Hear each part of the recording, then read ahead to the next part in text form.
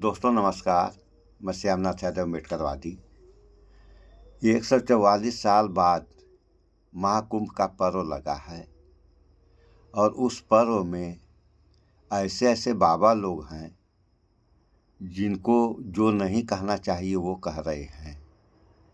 और पहले तो कहे, अब बाद में वैसे हमने समाचार में सुना कि माफ़ी मांगे या नहीं मांगे तो वो जाने, अभी हमने समाचार नहीं सुना है।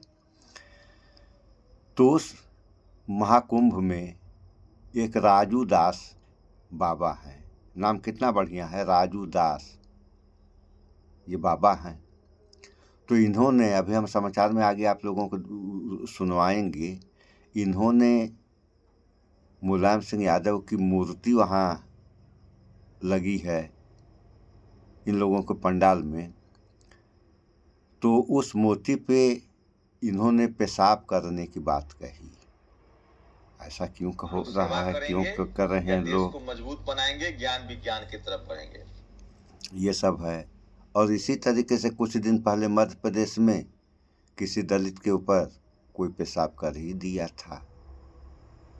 तो ये सब जो हो रहा है, ये क्यों हो रहा है? वैसे खास तौर से बात यहाँ होगी राजू दास की। बताइए, पेशाब करने वाली बात कर रहे हैं मूर्ति पे, कितनी घटिया सोच होगी इनकी। और इनके माँ बाप ने इनको संस्कार क्या दिया, और ये अपने लड़के लड़कियों को क्या संस्कार देंगे? जैसे अपने हैं वैसे ही एक ये बाबा हैं, इनकी ये विचारधारा। एक अमेरिका में जब ट्रम्प का शपथ समारोह हो रहा था तो वहाँ भी एक बाबा थे। तो वहाँ की कहानी ये है कि मोदी तो गए नहीं। अब क्यों नहीं गए ये आप लोग जाने। और गए कौन? विदेश मंत्री जयशंकर। तो जब जयशंकर वहाँ पहुँचते हैं तो पहले तो ट्रम्प की इनसे मुलाकात नहीं होती है, और मुलाकात किससे होती है? जो वहाँ के सचिव रहते हैं उनसे मुलाकात होती है। तो वह एक मुद्दा उठाते हैं कि अमेरिका में दो तरीके के लोग इस समय हैं, पहले भी हो सकता है ऐसे ही रहे हों। एक वैध तरीके से हैं और दूसरे अवैध तरीके से हैं जो अभी हाल में गए हैं, जिसमें सबसे ज़्यादा गुजराती हैं, जहाँ से हमारे महामानव जी आते हैं। तो वहाँ पे वहाँ के सचिव ने विदेश मंत्री जयशंकर से कहा कि ये जो आपके आदमी हैं इनको आप ले जाओ। तो ये कहे कि ठीक है, जो वैध हैं उनको हम ले लेंगे। तो सवाल यहाँ पे ये पैदा होता है, जो वैध हैं उनको तो ये ले लेंगे, लेकिन जो अवैध हैं उनका क्या होगा? इस बात पे कौन विचार करेगा? भगवान। ये तो वहाँ की कहानी है।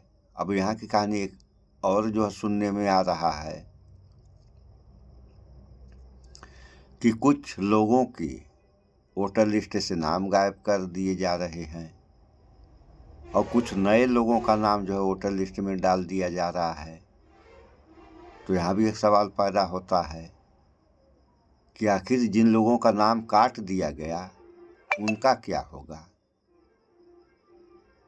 और जो नए आ रहे हैं वे कौन से लोग हैं, कहाँ से आ रहे हैं? यह भी तो जानकारी होनी चाहिए। अगर किसी को नहीं तो देश की जनता को तो इसकी जानकारी होनी ही चाहिए। अगर जनता से कोई जानकारी नहीं हो रही है तो इसका मतलब जनता से कोई बहुत बड़ी बात छिपाई जा रही है। सो आप लोग पहले ये मूतने वाला वीडियो सुन लें, फिर आगे बात हो। प्रदेश बनेगा एरोस्पेस एवं रक्षा का केंद्र। ये अखबार की खबर के बाद अखिलेश यादव ने शायरी की है, झूठ न बोलो गंगा के तट, न करो घोषणा बिन बजट। तो अखिलेश यादव करते हैं। और ये है, सुनिए, आचार्य प्रशांत जी को, हिंदुओं को एक बहुत वैज्ञानिक समाज बनना पड़ेगा।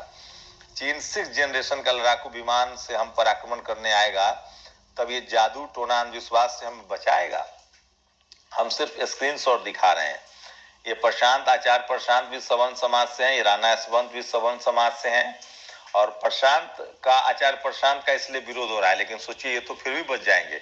हमारा तो बस भाई साहब, हम कुछ भी बोलेंगे तो जातिवाद मनुवादी हावी हो जाते हैं।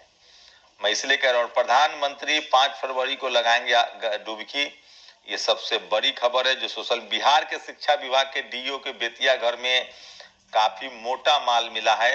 और दलितों के खिलाफ अत्याचार में नंबर 1 बना यूपी। राजस्थान बिहार में क्या हाल है वो भी देखिए। और राजू दास का आपराधिक इतिहास रहा है। डीएम ये वही साधु हैं जिन्होंने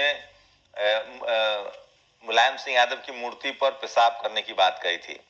गोलघर से दिन दहाड़े सराफ के बेटे को अपहरण, 10 करोड़ की फिरौती मांगी है।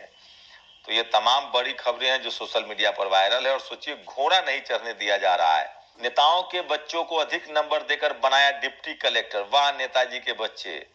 सोचिए, तो ये एमपीपीएससी का। इसलिए कन्हैया कुमार ने ठीक कहा है कि अब तो आप नेता भी नहीं बन सकते हैं। तो तमाम जगहों पर। और विधायक अनंत सिंह को नीतीश कुमार जी जेल से इसलिए निकाल रहे हैं ताकि किसी गांव में घुसकर गोली बरसा सके। खुद पुलिस वाले कह रहे हैं कि किस तरह से अनंत सिंह की अगुवाई में गोलीबारी की गई है। अपने वफादार डमी जजों को नियुक्त करने के लिए मोदी सरकार एससी को निशाने पर ले रही। इसे शासन कहते हैं या दादागिरी? सुब्रमण्यम स्वामी ने ये बड़ा आरोप लगाया है। और कुंभ में जो लोग दुकान ले रहे हैं वो मोटा पैसा कमा रहे हैं। 2 लाख का बुक किया दुकान 10-10 लाख में दे रहे हैं। और उसमें सब रसूखदार लोग हैं जो सोशल मीडिया पर वायरल है। और ये है कुलदीप सेंगर, ये रेप के दोषी है, इनको जमानत मिल गई है। और सबसे बड़ा आज मास्टर स्ट्रोक, प्रधानमंत्री, अब नए प्रधानमंत्री योगी आदित्यनाथ होंगे। प्रधानमंत्री राष्ट्रपति नरेंद्र मोदी राष्ट्रपति बन जाएंगे। और इस साल के आखिर में वर्ल्ड वॉर होगा, ये IITian बाबा ने कहा है। IITian बाबा बहुत फेमस है, ये आप सब जानते ही हैं। तो ये भी सोशल मीडिया पर सबसे ज्यादा वायरल खबर है। सूरत में, गुजरात के सूरत जिले में एक निजी स्कूल की दलित छात्रा को आर्थिक तंगी के कारण फीस न चुकाने पर अन्य बच्चों के सामने अपमानित किया गया। उसे फर्श पर लंबे समय तक बैठने को मजबूर किया गया, यहाँ तक कि टॉयलेट के पास खड़ी रहने की सजा दी गई। इस दुर्व्यवहार से मानसिक आघात झेल रही बच्ची ने, मतलब क्या बोला जाए। सोचिए, ये इस तरह से आपके बच्चों के साथ हो रहा है। आपको सजग रहना पड़ेगा, समझदार रहना पड़ेगा। और आपको किसी भी कीमत पर गिव अप मत कीजिए। और इन गर्भ बराबरी के खिलाफ, इन अन्याय के खिलाफ आपको लड़ना पड़ेगा। और संवैधानिक तरीके से आपने अपनी आवाज उठानी पड़ेगी। जब तक आप नहीं उठाएंगे तब तक आपका भला नहीं हो सकता। इसलिए इन तमाम गैर बराबरी के खिलाफ अपने संवैधानिक अधिकार के लिए सजग होइए। और इसके खिलाफ जो लोग भी बोल रहे हैं उसके साथ खड़े होइए। ईडी का इरादा लोगों को जेल में रखने का एहसान पर। सुन लिया आप लोगों ने। तो ये सब हो रहा है, तो ये सब जो हो रहा है इस देश और जनता के हक में बढ़िया है। बढ़िया है तब तो होने दीजिए आप लोग। और अगर गलत हो रहा है तो इसका विरोध होना चाहिए और सारे लोग विरोध करें। यहाँ जातिवाद से काम नहीं चलेगा। जातिवाद के चक्कर में कहीं ये देश ही न बर्बाद हो जाए, इसको बचाना आप लोगों की जिम्मेदारी है। और भाईचारा बना के रहें, अन्यथा आप लोग देख ही रहे हैं कि क्या होना चाहिए और हो क्या रहा है। अभी रोग संकट चल रहा है, अगर अन्न संकट आ जाएगा तब क्या होगा। तो तरह तरह की कुछ समस्याएं प्राकृतिक हैं, कुछ समस्याएं खुद इंसान पैदा कर रहा है। तो जो समस्याएं इंसान पैदा कर रहा है उस पर तो रोक लगाई जा सकती है। प्राकृतिक की तो बातें छोड़िए, इस पर भी रोक लगाई जा सकती है। प्राकृतिक आपदा भी इंसान की ही भूमिका के कारण बस ज़्यादा नहीं तो 80% आता है। अब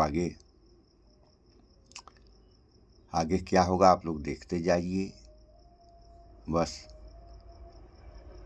जो भी देश के नागरिक हैं, चाहे वो किसी भी धर्म, जात या समुदाय से हों, देश के बारे में सोचें और देश की उन्नति के बारे में सोचें। देश के बर्बादी के बारे में न सोचें।